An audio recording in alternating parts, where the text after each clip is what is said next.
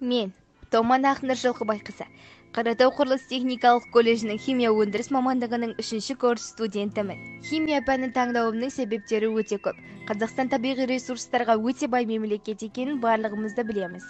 Қолда бар пайда, қазбаларды өңдеу, қажетімізге жарату, тәжірибелі білім мен қыруар еңбекті талап етеді. Химияның бар болмысын жылдам үйрену әркімнің қолынан келе бермейді. Жаратылыстану ғылымдарының күрделі тобына жататындықтан, оған арнайы тәжірибе болмаса, нәтиже көрсетудің өзі екіталай. Қиын сала болғандықтан, әлбетте, оның қажырлы еңбегінің нәтижесі де маңыздылық танытады.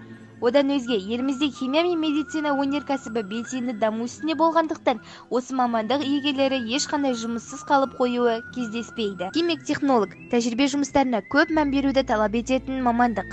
Химик-технологтар еңбегінің арқасында жанармай, үйге керек химиялық жабдықтар секілді отандық өнімдерімізді тұтынып отырмыз. Сондай-ақ, химия саласының мамандары энергетикада да сұранысқа ие екен. Химия мамандығы туралы қажетті ақпаратты бердім деп ойлаймын. Назарларыңызға рахмет.